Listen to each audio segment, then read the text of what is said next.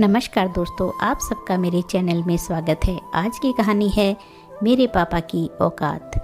5 दिन की छुट्टियां बिताकर जब मैं ससुराल पहुंची तो पति घर के सामने स्वागत में खड़े थे। अंदर प्रवेश किया तो छोटे से गैराज में चमचमाती गाड़ी खड़ी थी, Swift Dzire.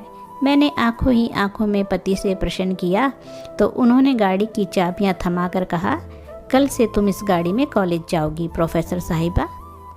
Oh my God, खुशी इतनी थी कि मुंह से और कुछ निकला ही नहीं। बस जोश और आवेश में मैंने इंजीनियर साहब को एक जोरदार झप्पी दे दी और अमरबेल की तरह उनसे लिपट गई। उनका गिफ्ट देने का तरीका भी अजीब हुआ करता है, सब कुछ चुपचाप और अचानक। खुद के पास पुरानी इंडिगो है और मेरे लिए और भी महंगी गाड़ी खरीद लाए। 7 साल की शादीशुदा ज़िंदगी में इस आदमी ने न जाने मुझे कितने गिफ्ट दिए। गिनती करती हूँ तो थक जाती हूँ। ईमानदार हैं, रिश्वत नहीं लेते, मगर खर्चीले इतने कि उधार के पैसे लाकर गिफ्ट खरीद लाते हैं। लंबी सी झप्पी के बाद मैं अलग हुई तो गाड़ी का निरीक्षण करने लगी। मेरा पसंदीदा कलर था, बहुत सुंदर थी। फिर नज़र उस जगह गई जहाँ मेरी स्कूटी खड़ी रहती थी, अर्थात वह जगह तो खाली थी। स्कूटी कहाँ है? मैंने चिल्लाकर पूछा। वो बोले, बेच दी मैंने। क्या करना अब उस जुगाड़ का? पार्किंग में इतनी जगह भी नहीं है। मुझसे बिना पूछे बेच दी तुमने? एक स्कूटी ही तो थी, पुरानी सी, गुस्सा क्यों होती हो? उसने भावहीन स्वर में कहा। तो मैं चिल्ला पड़ी। स्कूटी नहीं थी वह, मेरी जिंदगी थी। मेरी धड़कनें बसती हैं उसमें। मेरे पापा की इकलौती निशानी थी मेरे पास। मैं तुम्हारे तोहफे का सम्मान करती हूँ, मगर उस स्कूटी के बिना पे नहीं। मुझे नहीं चाहिए तुम्हारी गाड़ी।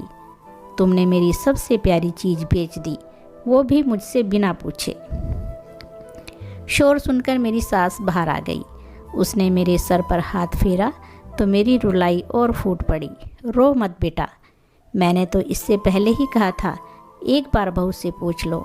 मगर बेटा बड़ा हो गया है, बड़ा इंजीनियर साहब, माँ की बात कहाँ सुनेगा। मगर तू रो मत। और तू खड़ा खड़ा अब क्या देख रहा है? वापस ला स्कूटी को। इंजीनियर साहब गर्दन झुकाकर आए मेरे पास। रोते हुए नहीं देखा था मुझे पहले कभी उन्होंने। प्यार जो बेइंतहा करते हैं, याचना भरे स्वर में बोले, सॉरी यार, मुझे क्या पता था वह स्कूटी तेरे दिल के इतने करीब है। मैंने तो कबाड़ी को बेचा है, सिर्फ 8,000 में। वह मामूली पैसे भी मेरे किस काम के थे? यूं ही बेच दिया कि गाड़ी मिलने के बाद उसका क्या करोगी? तुम्हें खुशी देनी चाहिए थी, आंसू नहीं। अभी जाकर लाता हूँ। फिर वह चले गए। मैं अपने कमरे में आकर बैठ गई जड़वत सी। पति का भी क्या दोष था? हाँ, 1-2 बार उन्होंने कहा था कि इसे बेचकर नहीं ले ले। मैंने भी हंसकर कह दिया था कि नहीं, यही ठीक है। लेकिन अचानक ही स्कूटी ना देखकर मैं बहुत ज़्यादा भावुक हो गई थी। होती भी कैसे नहीं, वह स्कूटी नहीं, औकात थी मेरे पापा की। जब मैं कॉलेज में थी तब मेरे साथ में पढ़ने वाली एक लड़की नई स्कूटी लेकर कॉलेज आई थी। सभी सहेलियां उसे बधाई दे रही थी। तब मैंने उससे पूछ लिया, कितने की है? उसने तपाक से जो उत्तर दिया, उसने मेरी जान ही निकाल ली थी। कितने की भी हो, तेरी और तेरे पापा की औकात से बाहर की है। अचानक पैरों में जान नहीं रही थी। सब लड़कियां वहां से चली गई थी, मगर मैं वहीं बैठी रह गई। किसी ने मेरे हृदय का दर्द नहीं देखा था। मुझे कभी ये एहसास ही नहीं हुआ था कि वह सब मुझे अपने से अलग, गरीब समझती थी। पर उस दिन मुझे लगा कि मैं उनमें से नहीं हूँ। घर आई तब भी अपनी उदासी छुपा नहीं पाई। माँ से लिपट कर रो पड़ी थी। माँ को बताया तो माँ ने बस इतना ही कहा कि उन छिछोरी लड़कियों पर ज़्यादा ध्यान मत दो, पढ़ाई पर ध्यान दो। रात को पापा घर आए तब उनसे भी मैंने पूछ लिया, पापा हम गरीब हैं क्या? तब पापा ने सर पर हाथ फिराते हुए कहा था, हम गरीब नहीं हैं बिटिया, बस ज़रा सा हमारा वक्त गरीब चल रहा है। फिर अगले दिन भी मैं कॉलेज नहीं गई। न जाने क्यों दिल नहीं था। शाम को पापा जल्दी ही घर आ गए थे और जो लाए थे वह इतनी बड़ी खुशी थी मेरे लिए कि शब्दों में बयान नहीं कर सकती। एक प्यारी सी स्कूटी, तितली सी, सोन चिड़िया सी, एक सफ़ेद रंग की परी थी। वह मेरे सपनों की उड़ान, मेरी जान थी वह। सच कहूँ तो उस रात मुझे नींद नहीं आई थी। मैंने पापा को कितनी बार थैंक यू बोला याद नहीं है। स्कूटी कहाँ से आई, पैसे कहाँ से आए, यह भी नहीं सोच सकी ज़्यादा खुशी में। फिर 2-3 दिन मेरा परीक्षण चला। साइकिल चलानी तो आती थी, स्कूटी भी चलाना सीख गई। 5 दिन बाद कॉलेज पहुंची अपने पापा की औकात के साथ, एक राजकुमारी की तरह, जैसे अभी सोने के रथ से उतरी हूँ। सच पूछो तो मेरी ज़िंदगी में वह दिन खुशी का सबसे बड़ा दिन था। मेरे पापा कितना चाहते हैं मुझे, सबको पता चल गया। मगर कुछ दिनों बाद एक सहेली ने बताया कि वह मेरे पापा के साइकिल रिक्शा पर बैठी थी। तब मैंने कहा, नहीं यार, तुम किसी और के साइकिल रिक्शा पर बैठी होगी, मेरे पापा का अपना टेम्पो है। मगर अंदर ही अंदर मेरा दिमाग झंझना उठा। क्या पापा ने मेरी स्कूटी के लिए टेम्पो बेच दिया था?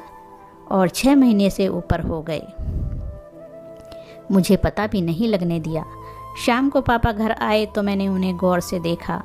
आज इतने दिनों बाद फुर्सत से देखा तो जान पाई कितने दुबले पतले हो गए हैं, वरना ध्यान से देखने का वक्त ही नहीं मिलता था।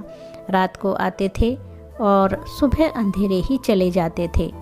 टेम्पो भी दूर किसी दोस्त के घर खड़ा करके आते थे। कैसे पता चलता कि बेच दिया है? मैं दौड़कर उनसे लिपट गई। पापा, आपने ऐसा क्यों किया? बस इतना ही मुख से निकला, रोना जो आ गया था। पापा बोले, तू मेरा गुरूर है बिटिया, तेरी आंखों में आंसू देखूं तो मैं कैसा बाप। चिंता न कर, बेचा नहीं है, गिरवी रखा था, इसी महीने छुड़ा लूँगा। आप दुनिया के बेस्ट पापा हो, बेस्ट से भी बेस्ट। इसे सिद्ध करना ज़रूरी कहाँ था? मैंने स्कूटी मांगी कब थी? क्यों किया आपने ऐसा? 6 महीने पैरों से सवारियां ढोई आपने। ओह पापा, आपने कितनी तकलीफ़ झेली मेरे लिए। मैं पागल कुछ समझ ही नहीं पाई। मैं दहाड़े मार कर रोने लगी। फिर हम सब रोने लगे, मेरे दोनों छोटे छोटे भाई भी, मेरी मम्मी भी। पता नहीं कब तक रोते रहे। वह स्कूटी नहीं थी, मेरे लिए मेरे पापा के खून से सींचा हुआ उड़न खटोला था। मेरा और उसे किसी कबाड़ी को बेच दिया। दुख तो होगा ही। अचानक मेरी तंद्रा टूटी। एक जानी पहचानी सी आवाज़ मेरे कानों में पड़ी, फट फट कर। मेरा उड़न खटोला मेरे पतिदेव यानी इंजीनियर साहब चला कर ला रहे थे, और चलाते हुए एकदम मासूम से बुद्धू जैसे लग रहे थे, मुझे बेइंतहा चाहने वाले राजकुमार बुद्धू। दोस्तों, ये थी एक बहुत ही इमोशनल कहानी। आपको पसंद आई होगी, और पसंद आई है तो लाइक, शेयर और सब्सक्राइब ज़रूर कीजिए। धन्यवाद दोस्तों।